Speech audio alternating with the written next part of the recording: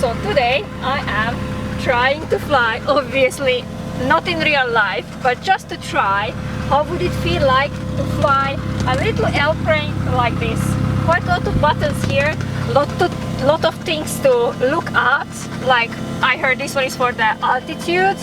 Also you can set the sea level, and we are always flying above the sea level, and then lots of buttons to learn about, but otherwise it doesn't look that complicated.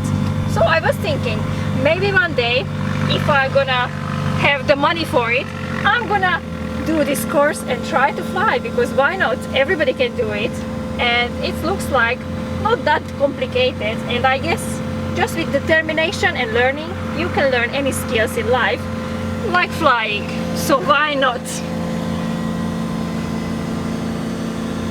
The radio, this is the DME, is a device that measures the distance from the beacon. Yeah. And this one is the transponder, is the one that shows details to their traffic controller. Okay. And what we have here, we have an ADF, that is a node system to navigate through radio beacons. And here we have a secondary radio, because sometimes you have to change the frequency so often that it's good to so you set both of them, yes? Yeah. One on the left, one on the right. Yeah. So both of them gonna be like, you know, saying the messages. So is it loud when anything what they say you hear? Sometimes if you are in range with them, Then yes. Also you can adjust the volume as well. But sometimes you have to speak to several controllers. Yeah. And then you just line up all the frequencies here, and then you change from one radio to another, so you don't have to every time you stop, select the frequency and then change. So their job is all the time just speak up about what? What do they report? Like who is coming in and who is going out? Yeah, they basically say they see where we're going, and then we tell them what our intentions, where we are and what altitude, and then we just tell them where we're going. And sometimes there are some airspace that are controlled, and then we have to request permission to enter some areas. So I noticed that this one is now changing. Why is that? Okay, because of that, inside of that instrument there is a gyroscope, and that is still spinning. I can't remember the speed. I think it's about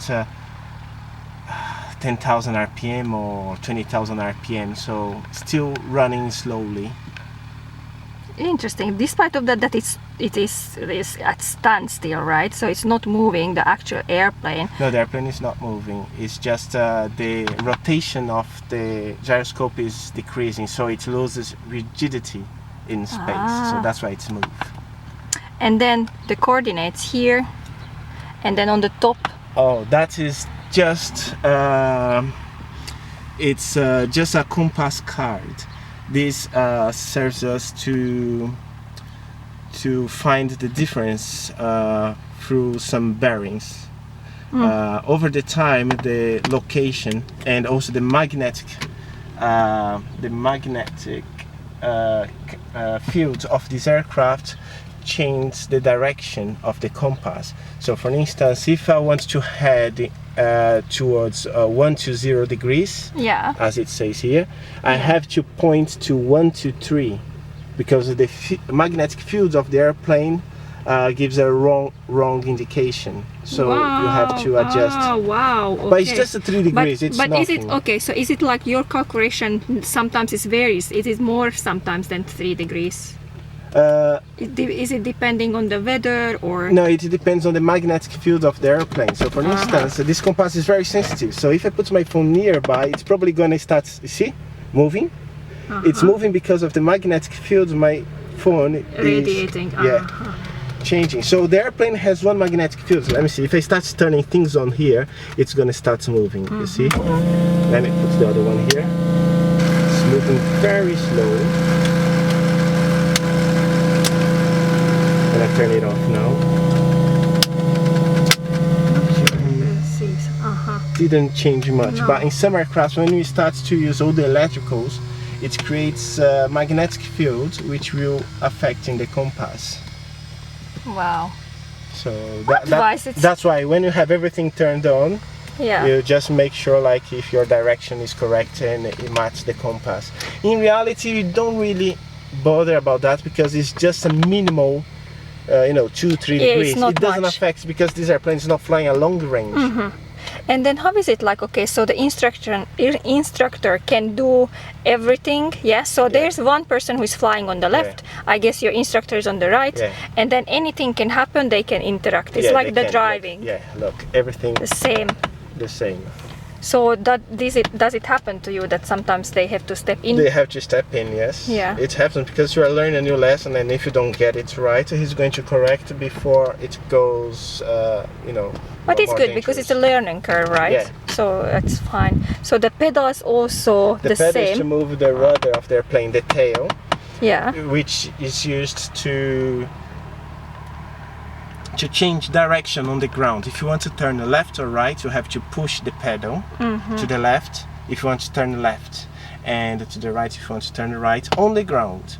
Now, when you're flying, the pedal is mainly used to balance the flight. Okay, because we control the aircraft in 1, 2, 3 axes. Yeah. And to have all these axes balanced, we have to use the ailerons, which is control roll, and the rudder that controls yaw, which is this kind of movement. Okay, so and then what is this one? That is just that is a trim. It's used to compensate the force that's used on the pedal. So for instance, it's not the case of this aircraft because it's a single engine. Okay, so left and right. Yes. So we have the same trim. We have one here, just in between the seats. That is used to compensate the force you apply here. Okay, so for instance, you want to go up, but you're gonna climb for like 5 to 10 minutes. So instead of pull the control and holding it, okay, you trim the aircraft, and then it will maintain the same position, and then you can release the control, and then the airplane will continue climbing. Because if you pull the control on a climb and then release, the control is gonna move central, and then the airplane will stop climbing. So you have to smart. So you have to push, Yes. trim it, and then you release it, and then the airplane maintain the position you have trimmed for. And how is it like, because small movements you feel it quickly, or is it you have to do big movements when you turn? Yeah. You are in the air, you have the resistance from the air, the pressure, whatever, wind. So you need to turn, let's say, towards the right. Yeah. So do you need to have like this? Turning big movement or small, gentle? It depends. It depends on the speed. And the faster you are, the smaller the movement. But when you're flying slow, the controls, you see, like over there on the left, on the top tip of the wing. Yeah. You see, when you're flying is fast, you just make a small movement in the controls there. Okay. Let me check. See, because you have a large amount of airflow passing through the wings, so a small movement will do. Now when you're flying slower, mainly during the approach, then it will require a large deflection of the controls because the airplane is flying slower. So to have a quicker response, you have to deflect it more than when flying at it. So did you have any experience? Okay, you started to learn, because that's your passion. So did you have any experience? You researched it before, like, flying, but have you had before, like, someone took you up to fly and then you say like, yes, you want to do it, or no? No, first I started playing video games, flight simulators, and we had a large community of people playing simulators, and we would gather together and go to the airport, watch airplanes and all that. And once I was invited by one of the guys who was studying back then to fly with him, and and then that's how it started. You see, like I see it now, that it is not that unapproachable, and unachievable. So you can see actually that is, with a lot of hard work, studying, you can do it, right? Yeah, lots of hard work and studying. Because you definitely do have to study and a lot of practice. And do you fear when you are up? do you have the feeling like, okay, or you have the feeling of freedom and happiness, or do you still have like, okay, what if I fall? No, I never. It never. We are cautious, and also we are trained to be safe. So we consider all the safety factors to carry out a safe flight. Emergencies can happen, but we are prepared for that, because that's what we train the most, is emergencies and unusual situations. So we kind of are prepared for that. So normally, because you learn from your own mistakes, you record your flying, so you have your little camera, yes? Yeah. So you attach it and then you rewatch it? Yes, I watch it sometimes to try to pick up things that I could have done better in the flight, because it's going to be forever a learning curve. It's never going to stop. So you're always learning. So it's very good to practice and review your stuff. And also because, like, I guess the instructor, are you in constant contact with him? Like, you know, you can ask any questions anytime, or how does it work? Yes, every flight before going to a lesson, we have a meeting at the classroom, and then we discuss what we're gonna do. And he explained the process, the steps. I take notes, then I revise it at home.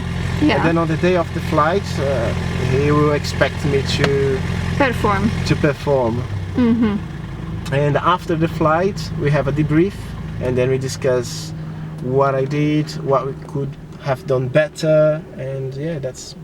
So are there certain scenarios what they say, okay, now you have to like concentrate on turning, or concentrate on, I don't know, twisting?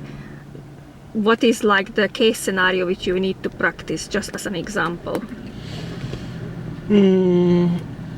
Because I'm thinking about, you know, what they have these air shows, and then there are little airplanes turning all around.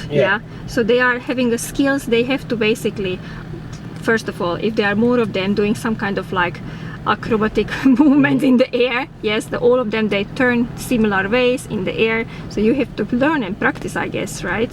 Yeah, that's a different type of training. You have a specific training for that. And yeah, normally we don't do here. And when there is something that I have to review, sometimes I just go again, I repeat the lesson with my instructor, or sometimes I just go by myself and then I practice it. Yeah. So it's all about practicing and then passing the test. And then you're ready to go. Ready to go soon. All right. Thank you very much. Fabio was my little helper who was explaining me a little bit about. I wish I was more prepared for I put him on a spot, basically. You know, I'm triggering his memory, but